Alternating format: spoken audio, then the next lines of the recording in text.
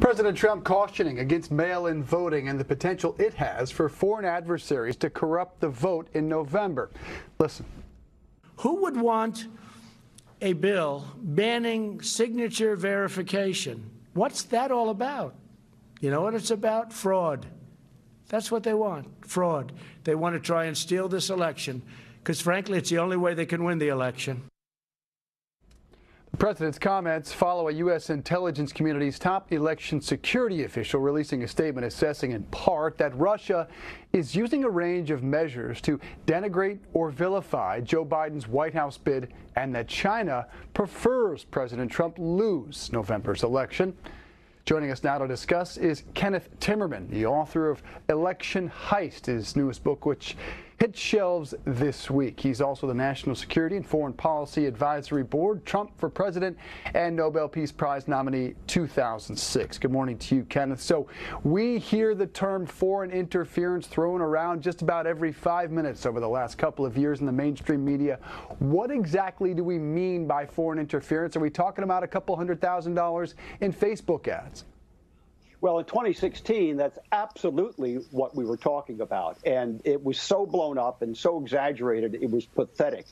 This time, this recent report by the CIA, really, to the Congress has been quite extraordinary, where they're talking about specific Russian media intervention and specific Chinese intent, that the Chinese are going to do everything they can to make sure President Trump does not get reelected. They haven't gone into the actions that they're going to take yet, and I think those are probably going to remain classified. But you can just imagine them using all of their social media and media outlets to denigrate President Trump. This would be the Chinese. Yeah, a lot of theories out there and hours of coverage, but what have they actually done to impact an election? And to do so, we have to look back. But what have they done beyond those Facebook ads that really just wanted to sow dissent?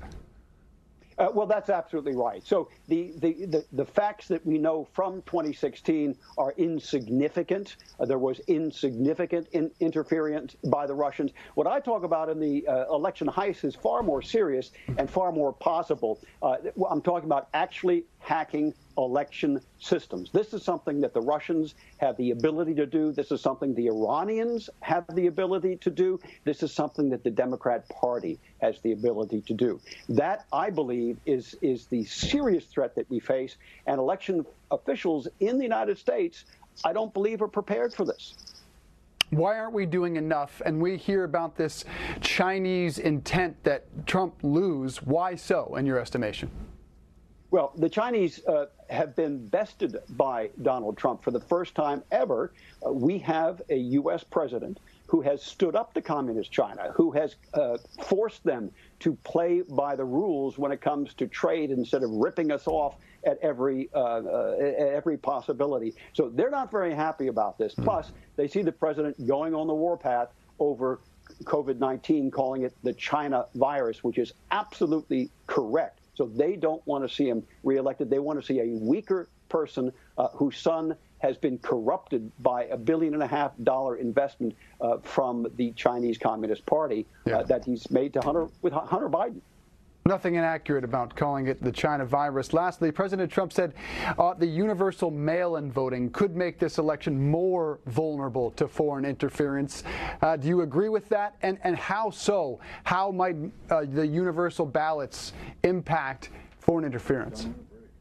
Well, universal mail-in ballots are an invitation to fraud. It's absolutely crystal clear. I am less concerned that foreign intelligence services will get involved, because what you need are boots on the ground, and lots of them. You need postal workers. You need political activists. You need, for example, teachers union activists who are able to stay home during the election system because they're getting $600 a week from the feds in unemployment insurance, plus whatever they're getting from their states. So they are paid to be political activists and do whatever they want to do to get their candidate elected. That's something I talk about in the election heist. It's very real. We've seen that happen many, many times in the past. Mail-in ballots, universal mail-in ballots, are an invitation to fraud. Well, it's a tremendous read. We hope there is not an election heist less than 90 days away. Kenneth Timmerman, appreciate the time, sir. Thank you. Thank you. Coming up, Tesla and Apple are taking steps to